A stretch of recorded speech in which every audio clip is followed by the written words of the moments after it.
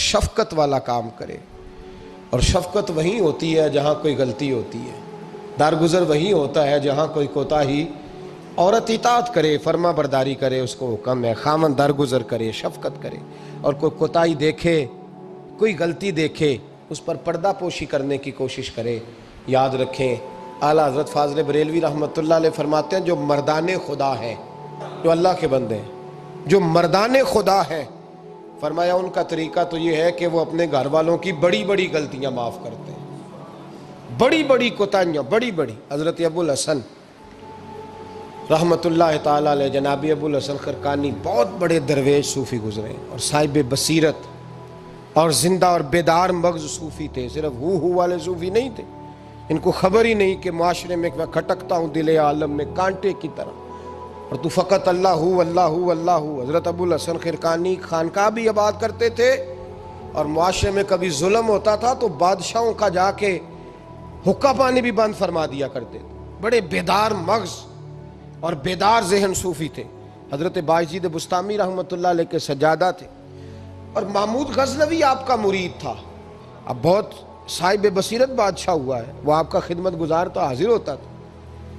محمود غزنوی کہتے ہیں جب میں پہلے دن گیا تو بابا جی مجھے اٹھ کے نہیں ملے، بیٹھے بیٹھے سلام کیا، واپس آنے لگا تو مجھے چھوڑنے آئے میری سواری تک، تو میں نے کہا حضرت جی جب آیا تھا تو پوچھا بھی نہیں اور اب چھوڑنے آ گئے، تو فرمانے لگے جب تو آیا تھا تیرے اندر تکبر تھا، تو کہتا تھا مولوی بادشاہوں کو اٹھ اٹھ کے ملتے ہیں اس لیے نہیں ملا، اور اب تو سوچ رہا ہے کہ نہیں سارے مولوی ایک طرح کے نہیں ہوتے، اس لیے میں تیری عزت دینا تیرے لیے ضروری سمجھا ہے، اس لیے تجھے چھوڑنے آیا ہوں۔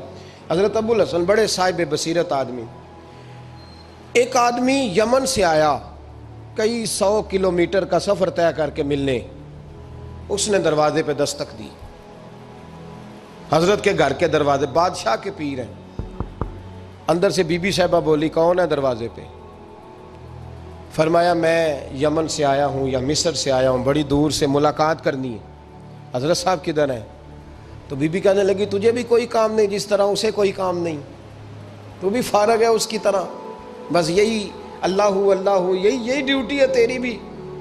میں نے کہا یار اتنا بڑا صوفی اور گھر میں اس کا کیا حال ہے، وہ بات کرنے والی؟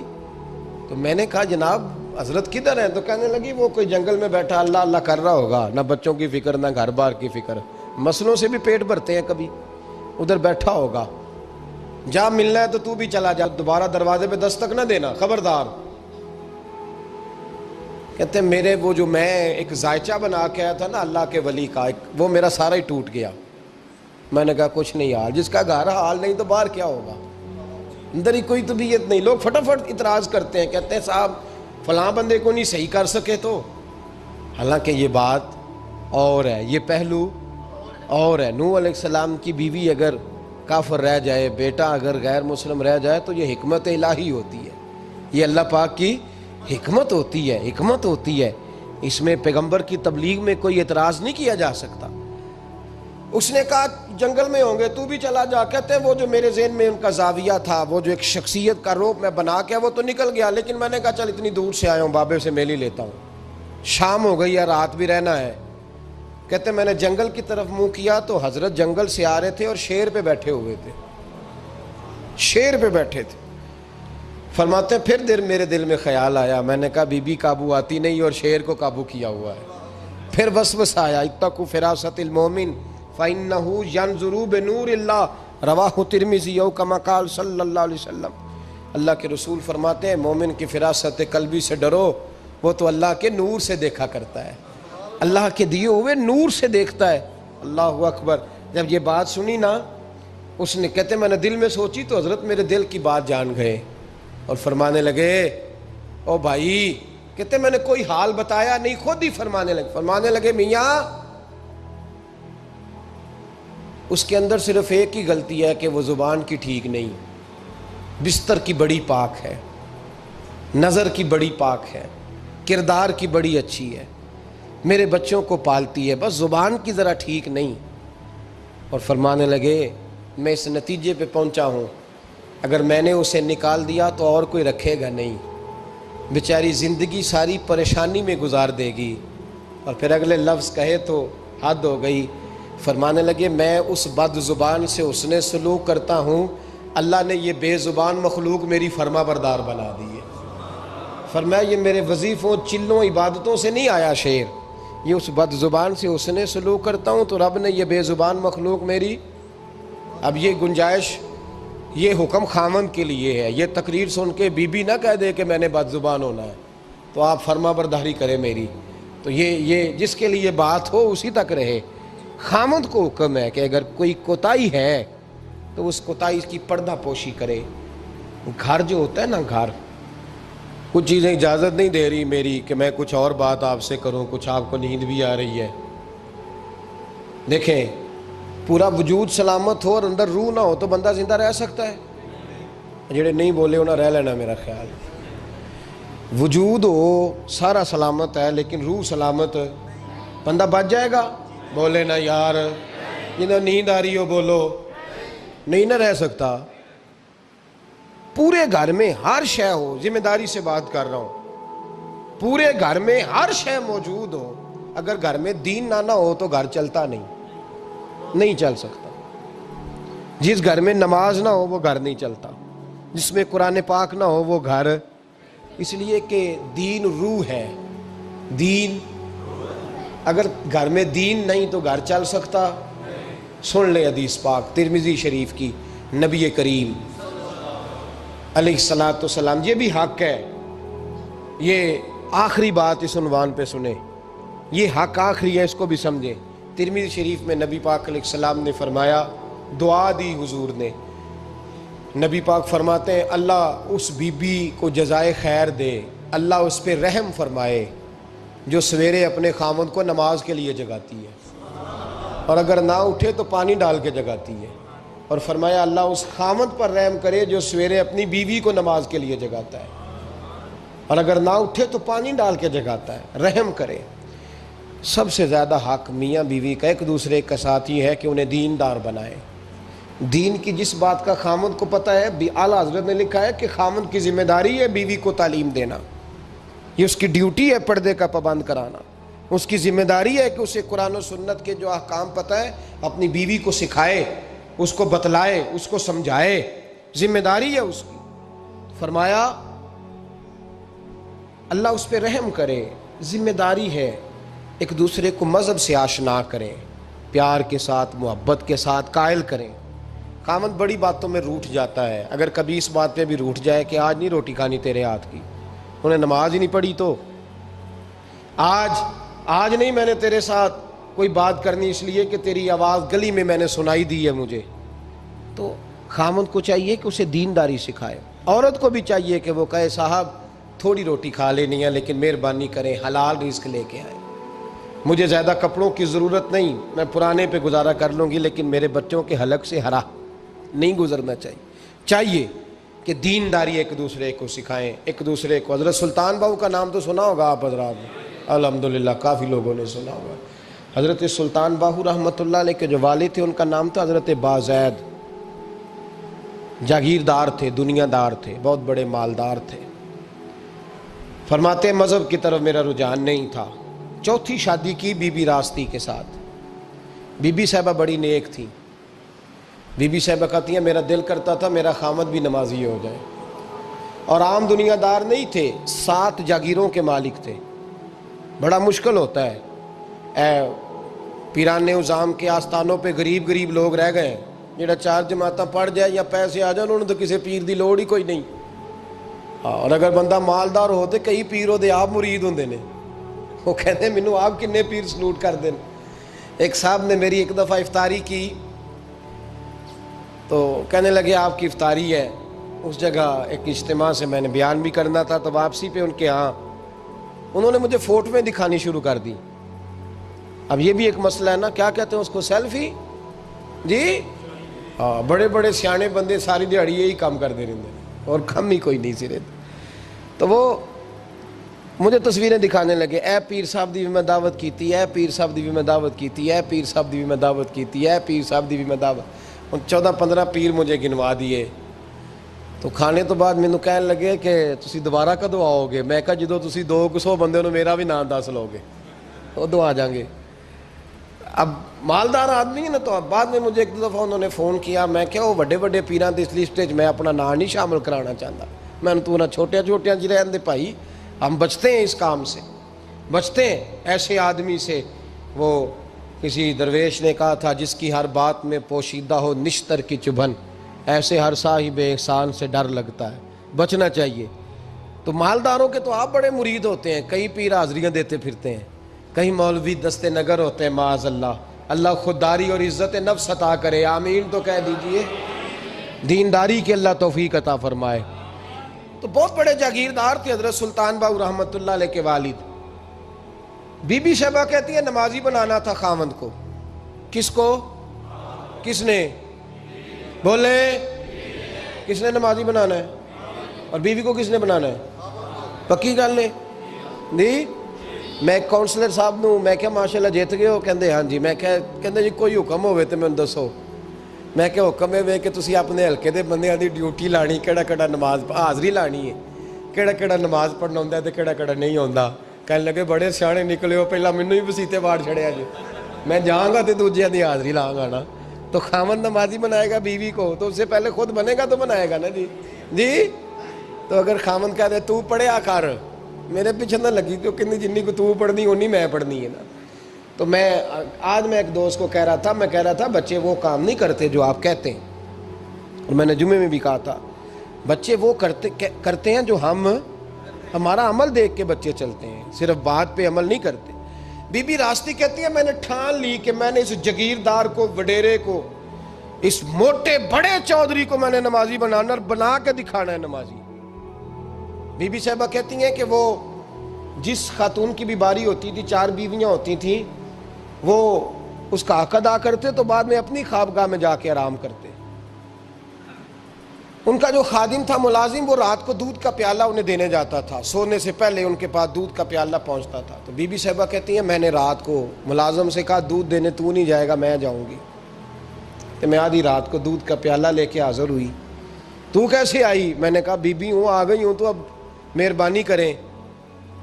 میں نے کہا اگر اجازت دیں تو آپ کے پیر نہ دبا دوں؟ چل دبا دے۔ بی بی کہتی ہیں پیر دباتے دباتے میں نے کہا اگر اجازت دیں تو صبح نماز کے لیے جگا دوں؟ یہ نماز کی تبلیغ ہو رہی ہے۔ تو بابا جی پتہ کیا کہتے ہیں حضرت بازید؟ کہنے لگے تو مجھے جانتی نہیں، خبردار مجھے تبلیغ کرنے کی کوشش کی، اس گھر میں رہنا ہے تو سانس اونچا نہ لینا، پتہ ہے تو کس کے ساتھ بھی آئی، خبردار۔ کہتے میں چپ کر کے آ گئی۔ اگلے دن پھر دودھ لے کے پہنچ گئی تو انہوں نے آنکھ کھول کے دیکھا میری طرف، پھر آ گئی ہے۔ میں نے کہا اب میرے خاوند ہیں، میرے سر کے تاج ہیں، پیر دبا دوں؟ کہ دبا دو۔ کہتے ہیں میں نے 10 منٹ پیر دبائے تو میں نے کہا اگر جان کی امان پاؤں تو فجر میں جگا دوں؟ میں نے جلال فرمایا۔ کہنے لگے تجھے کہا تھا نا کہ مجھے کسی کا مشورہ قبول نہیں، تو کون ہوتی ہے مجھے بات کرنے والی، چل دوڑ جا۔ بی بی صاحبہ کہتی ہیں میں 10 دن جاتی رہی۔ کتنے دن؟ انہوں نے سختی بھی کی، برا بھلا بھی کہا، اور کئی دن یہ بھی کہا کہ کل آئی تو پھر یاد رکھنا۔ کہتی ہیں 10ویں دن میں گئی تو حضرت بازید کہتے ہیں میرے دل میں خیال آیا یہ جان چھوڑنے والی نہیں، یہ باز نہیں آئے گی، اور چلو ہے بھی تو میری بیوی، غلط بات بھی کوئی نہیں کر رہی، کہہ بھی نماز کر رہی ہے۔ کہنے لگے اگر میں سویرے اٹھ جاؤں تو پھر دوبارہ تو نہیں آئے گی، تو دوبارہ تو نہیں آئے گی۔ یہ دیکھیں میاں بیوی کا آپس میں رشتہ، سویرے اگر میں اٹھ جاؤں نماز کے لیے تیرے کہنے پہ تو میری جان چھوڑ دے گی تو؟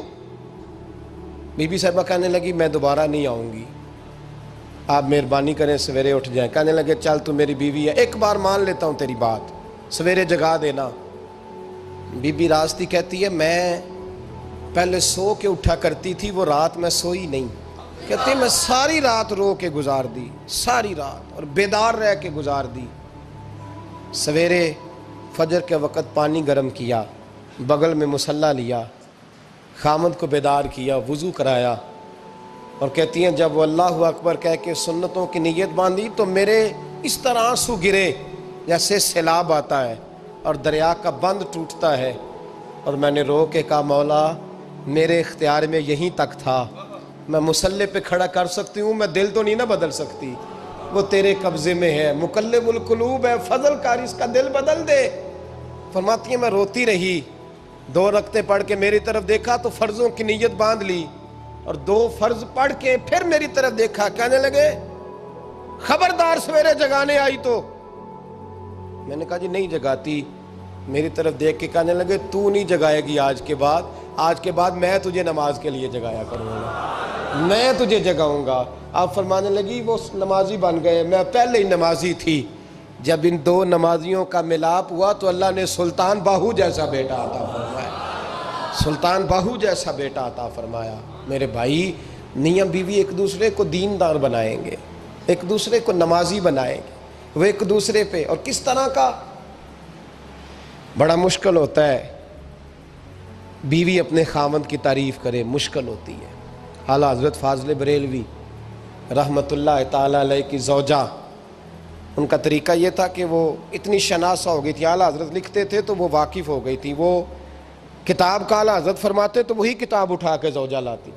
اس زمانے میں قلم بنتے تھے اپنے ہاتھوں سے، لوگ چھری لے کے اس کے ساتھ قلم بنایا کرتے تھے، تو قلم بنا کے سیاہی رکھتی، کاغذ کئی دفعہ ڈانٹ دیتے، اعلیٰ حضرت کئی دفعہ ڈانٹ دیتے، لیکن اماں جی سنتی۔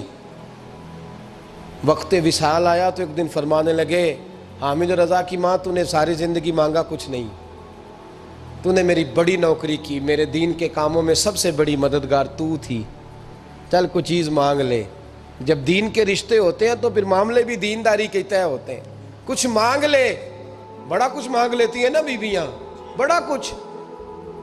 اعلیٰ حضرت کی زوجہ کیا کہتی ہیں میں نے آپ کو صبح و شام دیکھا ہے، میں نے آپ کے دکھ سکھ دیکھے، خوشی غمی میں آپ کا رویہ دیکھا ہے، میں نے آپ کو ہمیشہ دیندار اور پرہیزگار پایا ہے، اگر مجھے کچھ دینا ہے تو ہاتھ اٹھا کے میری بخشش کی دعا کر دیں، اور اگر صبح قیامت مجھے ضرورت پڑی تو میری سفارش کر دیں گے۔